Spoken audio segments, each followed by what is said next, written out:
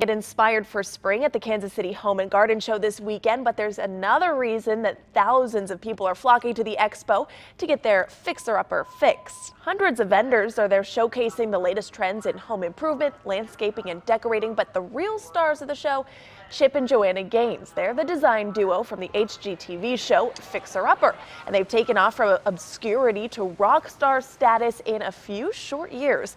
The Waco, Texas couple says their catapult to fame still surprises them, and while they do most of their work in Texas, they said if they didn't live in Waco, they would love to live here in Kansas City.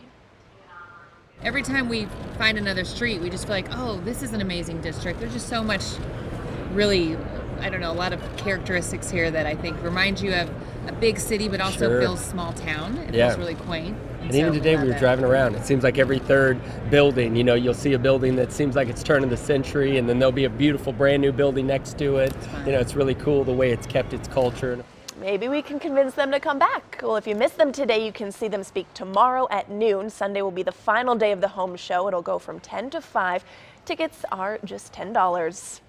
Well, have you noticed an influx of tax-related spam this year? There's a reason for that. The IRS says that it's seen a 400% surge, 400% in phishing and malware incidents this tax season compared to last year. The agency has issued a consumer alert saying you need to look out for emails and texts that are aimed at getting your personal information. The IRS says links in those messages could include malware that can infect your computer. And the agency says it doesn't initiate contact by email when they're asking for personal or financial information, so that is a huge red flag. New attacks in the fight for the White House, the candidates turning their attention to the Southwest with contests in Utah and Arizona just around the corner. ABC's Mary Bruce brings us the latest in the candidates' quest for votes. Religion, protests, and politics are colliding on the campaign trail. His rhetoric is really hateful and divisive. He claims to have the support of vets, and we're not going to let him have it that easily. Demonstrators across the country looking for new ways to literally cut off Donald Trump. Donald Trump, go away! In New York, protesters creating chaos in the street in front of Trump Tower. Outside Phoenix, this group blocking the major road to a Trump rally. We have a silent majority that's no longer so silent. The GOP frontrunner is taking attacks from all sides this weekend. Former presidential nominee Mitt Romney supporting Ted Cruz in Utah. Trump's reaction, questioning the Republicans' faith. Are you sure he's a Mormon? Are we sure? He choked. He choked. That has no place in politics. That is wrong. It is disgraceful to call into question the faith of another. It's a tactic Trump himself has blasted in the past. No leader, especially a religious leader, should have the right to question another man's religion or faith. God bless America. Thank you. Democrat Bernie Sanders also turned his attention to Arizona. We should be building more bridges, not more walls. The senator touring the border area, talking and taking questions. She took the trip and came over. By yourself. Solita. Sanders is hoping to gain ground while frontrunner Hillary Clinton takes a day off. The next set of contests now just 3 days away. Mary Bruce, ABC News, Washington. And let's get a closer look at that delegate count. Trump leads the Republican field out in front of Ted Cruz by more than 250 delegates right now. On the Democratic side, Hillary Clinton has a commanding lead, thanks in large part to her superdelegates. 472 of that total you see there are superdelegates. Bernie Sanders has only 23 superdelegates pledging their support. And we're just hours away from spring now, although it really doesn't feel like it. Spring starts tonight at 11:30 Kansas City time. Why that time? That is the exact moment of the vernal equinox, which means the sun is directly over the equator. This year is the earliest start of spring since 1896, and while the calendar may say it's spring-winter, clearly not going down without a fight. A snowstorm is actually threatening to hit portions of the mid-Atlantic and Northeast tomorrow, as much as a foot of snow possible in some areas. And a little bit closer to home, a different kind of weather event lighting up the skies of Texas. Stunning video here. It was taken last night above Houston. Another reminder, severe weather season is fast approaching. Oh, Nick, some people in the newsroom were saying they thought they saw flurries outside today. I mean, I thought spring was coming. What's going on? Spring was here a couple days ago. That's why everything was blooming over the last 2, 3, 4 weeks.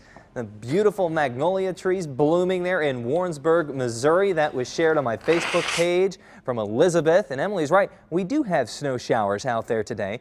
Very light, just a few flurries. We had freezing conditions this morning, so hopefully your plants, the trees, survived. You can share your weather pictures with me, your nature pictures, astronomy with me on Facebook, Twitter, Instagram at Nick Bender KMBC, or Snapchat WX Nick Bender. And I can get them on the air for everybody else to enjoy. Here are those snow showers on First Alert Radar. And I know this looks like a mess, but most of these green blotches and blue blotches that you're seeing here, that's really not reaching the ground. They're very isolated, little rain showers, and occasionally we do have some snowflakes hitting the ground, especially north of 36 Highway for places like St. Joseph, Chillicothe, Albany, Trenton, Princeton, Rockport, Tarkio, and Maryville. But occasionally you'll see some flakes as far south as Interstate 70, Lawrence, and Kansas City, and Marshall through this evening. But you see how they kind of turn off by tomorrow morning as this storm system in the mid-levels pinwheels its way south over Missouri. We'll start Sunday morning with a cloudy sky.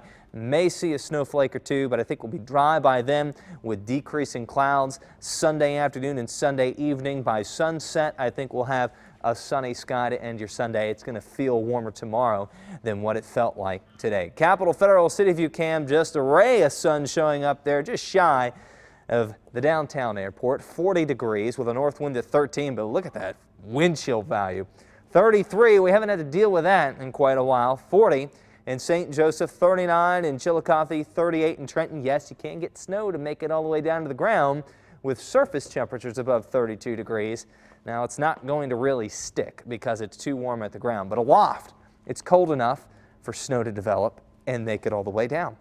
We'll go for about 39 to 32 degrees through 11 o'clock tonight with just a few snow flurries possible. Again, no accumulation expected from those flurries. Overnight, I think freezing conditions are likely again.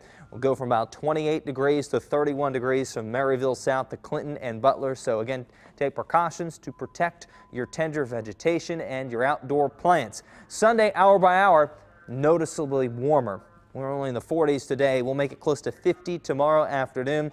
We'll start with clouds, but we'll end with sunshine, and that sunshine will do a great deal to make it feel warmer outside than what it was today. Highs tomorrow mainly in the upper 40s. Might get a few 50s out of this. Paola, Clinton, and Butler, but generally, mostly in the mid to upper 40s. And then the warm-up kicks in for Monday and Tuesday. I'm talking highs in the 60s and 70s and possibly